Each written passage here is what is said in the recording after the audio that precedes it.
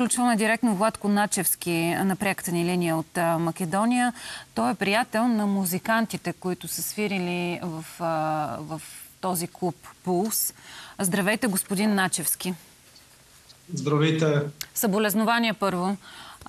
Днес в България също почитаме паметта на загиналите с ден на траур, обявен от нашите власти тук на място. Съболезнования на вас, на близките на загиналите, на приятелите, на всички онези хора, които скърбят ужасно през последните няколко дни. Вероятно тази скръб ще остане завинаги. Какво обаче от тук нататък трябва да се случи? Виждаме протести, виждаме погром на едно от заведенията, друго заведение на собственика на тази дискотека вчера. Виждаме депозирана оставка на кмета на Кочани. Имаме задържани, води се разследване. Какво очаквате вие от тук нататък да се случи? И възможно ли е тези протести да прераснат наистина в такъв мащаб, какъвто наблюдаваме в Сърбия?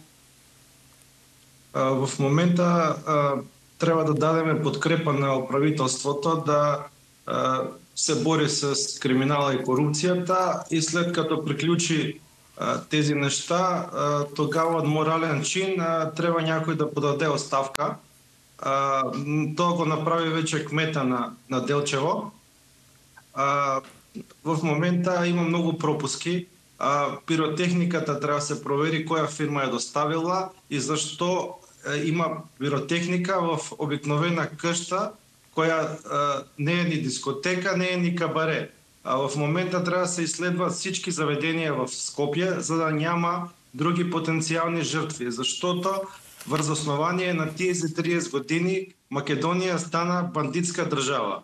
Тоест всички политици предишните я направиха бандитска. И ние в момента трябва всичките заедно да я коригираме. Не може на всяка една площ да никва заведение за 24 часа. Всекакви монтажни конструкции, всекакви некачествени строителства да приемат 200-300 хиляда човека на концерти или други събития. То е опасно за децата, то е опасно за всичките хора. Трябва да се изследва коя фирма е докарала тази пиротехника, откъде е произхода, кой дал разрешение за ползване, защо няма аварийни изходи, защо няма пожарогасители в това заведение. Според моята информация, 99% от всички заведения са дефектни в страната. Господин Начевски, само момент, за да разсеем и тук в нашия ефир една информация, която излезе в публичното пространство и разгневи една скърбяща жена за своя съпруг, мъж, говорим за член на бандата, който вероятно вие познавате.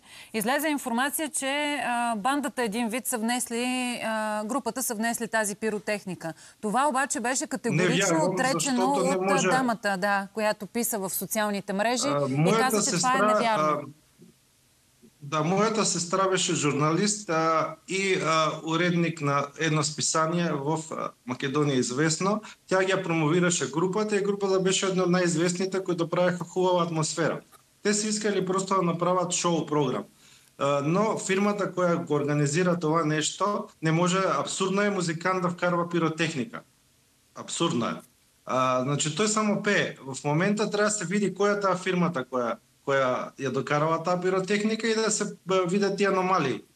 Защото има МВР, има пазарен инспекторат, има министерства с всякакви разрешения. Ти да вкарваш пиротехника, да не знаеш произход и да не знаеш какво може тя да причини, а имаш там 1000 души деца и да ги запалиш, да падне покрив, то е направо си е геноцид, убийство. Значи това трябва сериозно изследване. Македония е в черно, Македония е жали в момента. Загубите са много, много катастрофални. Отговорност трябва да има. Трябва всички, които са виновни, да си бъдат наказани, за в бъдеще да няма такива неща. Значи Македония трябва да върви към пътя на Европа.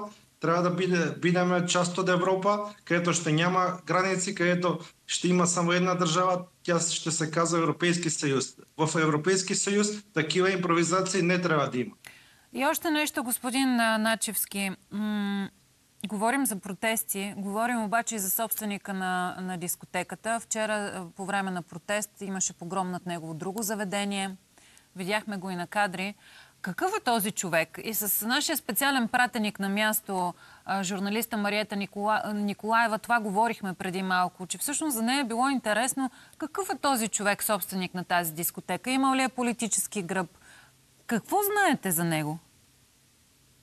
Аз по принцип не го познавам, не мога нищо да казвам за него, но е обикновен бизнесмен, како много други. Аз исках да казвам, че в това заведение, което изглежда като къща, за съжаление, всички заведения в Скопие и в другите градове са подобни заведения. Нямат елементарни основни условия да получат лиценз, дали е за диско, кабаре или нощен клуб.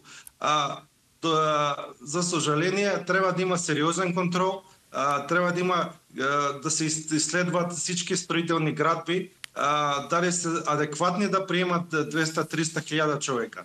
Значи в момента трябва да има масова проверка на всички разрешения и младите хора трябва да се хванат, наместо да ходят по заведения, трябва да се вкарат на различни спортове, да правят други, да се инвестира много в заводи, да хората да работят, защото ние сме рекордери по Гинис, по брой на казина и кафенета, и клубови, и всякакви видови на заведения. В момента има сериозна икономическа криза, трябва да се отварят фабрики, заводи, те млади хора да работят, а не да скачат по някакви дискотеки там. Значи, младите хора, само да кажа, че младите хора в крайна сметка трябва да имат и места безопасни, за да се забавляват, защото всеки един нормален човек има нужда да разпуска и да излиза, да се среща с хора, да се забавлява, да слуша хубава музика. Но това да се случва в места, които не застрашават здравето и живота им. Това, което виждаме сега, за съжаление, като една огромна трагедия в Северна Македония. Ще има ли още протести, господин Начевски? Възможно ли е тези протести да прераснат в такъв мащаб, какъвто виждаме в момента в Сърбия? И с това да приключи нашия разговор. Хората са бясни, хората очакват да се разреши кой е виновен, хората имат сериозни очаквания от това правителство, очакват арести, очакват спокойствие. Свещеници ходят в местността Кочани, успокояват хората, изчупиха заведението вчера, знаете, на този, който е бил собственик. За съжаление, проблема е генерален. Проблема е от дълго време. Това заведение работело много време. Според мен трябва да тръгнем от вината. Вината е тази пиротехника. Докато е нямала тази пиротехника, никой нямаше да говори за Кочани, нито за това заведение. Трябва да имаме сериозна реконструкция на страната, всички разрешения, проверки, затваряне на заведения, клубове, сериозни правилници за изходи, сериозна противопожарна защита, аварийни изходи. Трябва специална агенция за контрол, която няма да бъде подложена на мито и корупция, защото в момента я има. От най-ниско ниво имаме два вида на корупция. Една африканска и една европейска. Африканската корупция имаме ние на Балканите, от кварталния полицай, пап нагоре по веригата, а европейската я правят големите мултинационални корпорации. За съжаление, ние попадаме на тази африканска корупция и тя от най-малкото ниво трябва да я спреме и от корен да я унищожиме. Благодаря ви, господин Начевски. Благодаря ви, господин Начевски, за този разговор. Държим връзка с вас. Още веднъж съболезнования на близките, съболезнования на Северна Македония в този тежък момент. България е с